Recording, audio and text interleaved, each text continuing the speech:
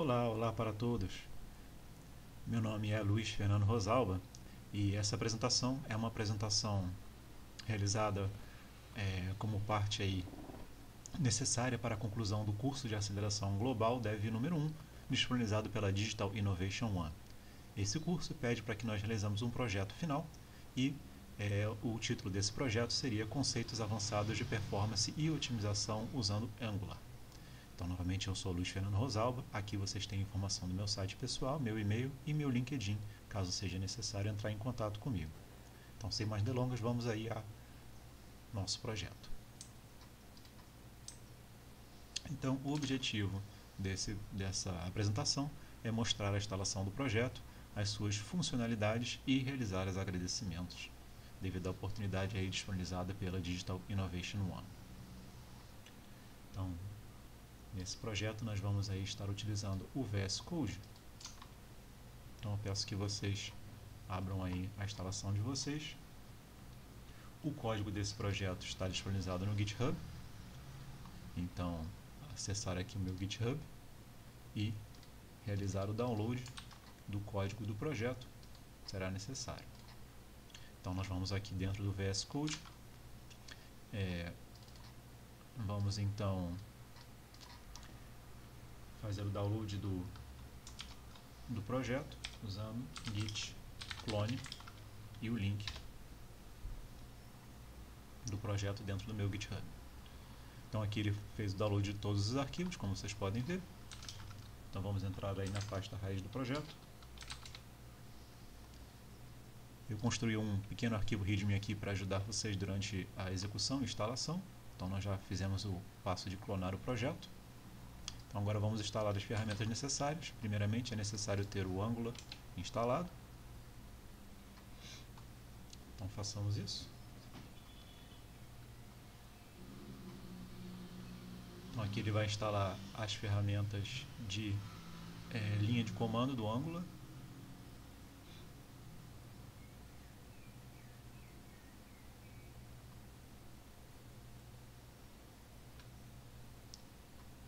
Perfeito.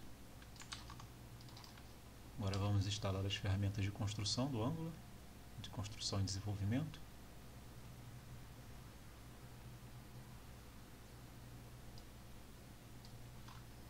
E posteriormente nós vamos instalar aí o TypeScript.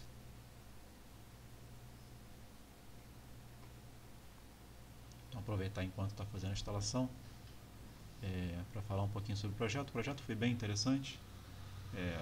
Eu tinha pouca experiência em Angular, então assim me ajudou bastante a entender muitos conceitos, né? Eu tenho alguma experiência já com React, então foi muito interessante aprender um pouquinho mais sobre esse framework tão interessante que é o Angular, né? Tem muitas ferramentas, eu achei interessantíssimo, extremamente poderoso e bem organizado. Já conheci o JavaScript, mas pouco de TypeScript, então acho que sim, valeu muito a pena. Foi um projeto que enriqueceu bastante o meu currículo, né? Acho que a partir de agora teremos boas oportunidades aí, se tudo der certo.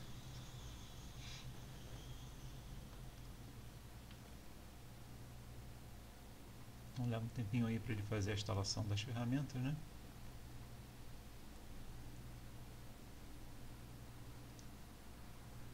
Então esse projeto ele vai acessar, né, um banco de dados e vai recuperar informações de usuários desse banco de dados, né?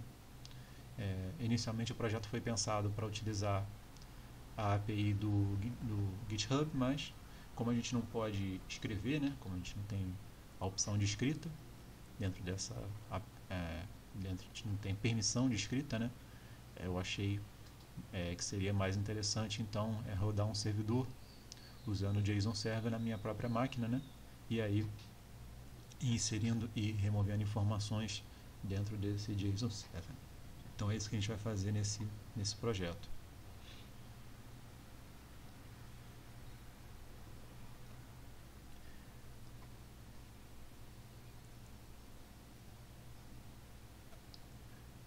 Esse projeto ele tem uma série de requerimentos, né? Ele deve usar o prod mode. Então vamos a enquanto ele faz a instalação aqui, né? Vamos a série de requerimentos do projeto. Um dos requerimentos é que ele utilizasse o prod mode. Então, mais adiante a gente vai ver como eu alterei as variáveis do programa para habilitar o prod mode. Esse programa também deve utilizar o Tree Shakeable Providers, que são uma maneira de definir serviços utilizadas pelo Angular para melhorar a performance no código, né? Então nós fizemos isso através de injectables. Então também vou mostrar mais adiante aonde isso está feito dentro do código.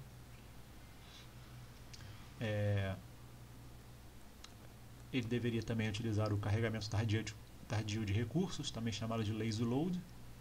Esse carregamento está sendo feito nos módulos about, list exemplo e post list exemplo. Então aqui dentro da pasta app a gente pode encontrar esses módulos.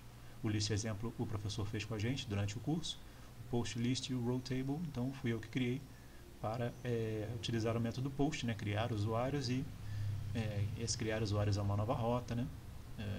E o row table, que é um componente que é utilizado pelo list example para ser cada uma das linhas da tabela de usuários, né? Então aqui está a rota do list example e aqui está a rota do post list. Nesse projeto também foi utilizado o preloading strategy, preload all modules, que carrega todos os módulos no começo do programa, né? Essa estratégia foi bem, pelo que eu entendi da estratégia, é bem interessante para você pré-carregar os módulos e evitar demoras aí no runtime da aplicação, né? Senão pode levar muito tempo aí para carregar algum link, alguma coisa que tenha um script muito grande, né? Muito pesado. Esse projeto também usou o Change Detection. O que é o Change Detection? Ele faz a alteração no componente apenas quando a variável de input é alterada. Então, dentro desse row table aqui, a gente tem uma variável de input. E aí, somente quando essa variável de input é alterada, é que o nosso componente row table vai re-renderizar, né? Então assim você evita re-renderizações desnecessárias no seu projeto, né?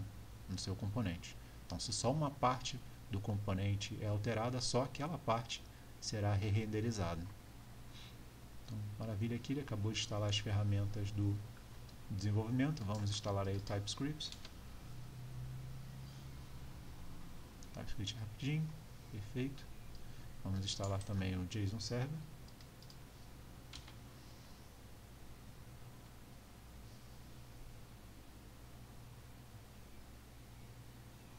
Perfeito. Vamos até a raiz do projeto, já estamos, né? Vamos agora entrar aqui no banco de dados e vamos inicializar o nosso JSON Server para escutar então alterações desse arquivo. Feito isso, então agora já podemos iniciar o nosso projeto. Vamos até a raiz do projeto e vamos dar um npm start para ele executar os scripts de inicialização.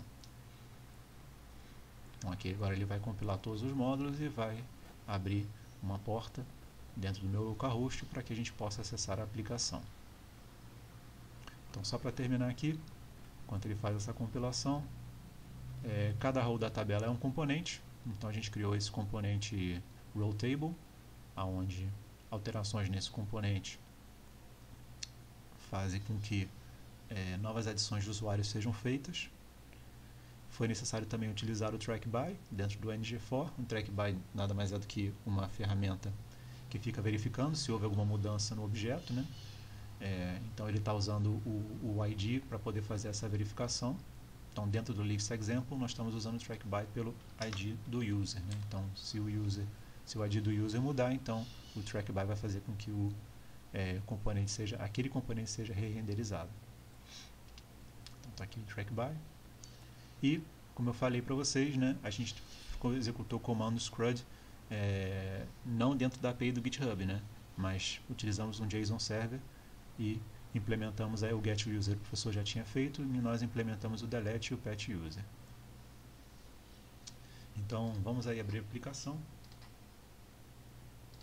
Então, a gente vem aqui, localhost 2.4200 e essa é a aplicação, né?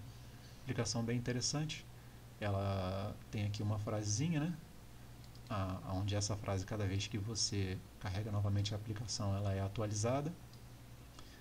Essa frase vem de uma API daquele Chuck Norris, né? A API do Chuck Norris. Então é uma piada, né? Aqui nós temos o sobre, e esse sobre está sendo carregado com lazy load. Aqui a rota que eu criei de novo usuário. Então se você colocar uma URL qualquer, né?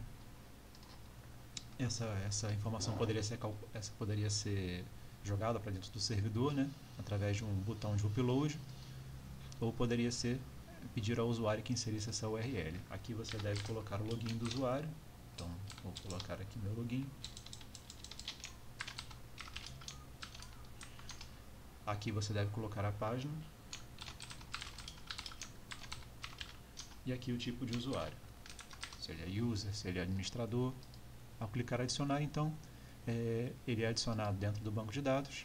E se você listar usuários, então ele vai aparecer aqui no final do seu banco de dados como um usuário adicionado. Aqui você pode ver que a imagem dele quebrou porque a URL que eu forneci é inválida, né? Mas a gente poderia corrigir isso, então, acertando então a URL do usuário. Então aqui está a lista de usuários que estão dentro do meu banco de dados. Eu tenho duas opções aqui para cada usuário, eu posso editar ou eu posso deletar. Eu prefiro a visão em linha, né, do que essa visão em colunas, né, mas isso poderia ser também editado dentro do meu CSS, para dar uma aparência um pouco melhor a essas informações, né, um projeto futuro, quem sabe.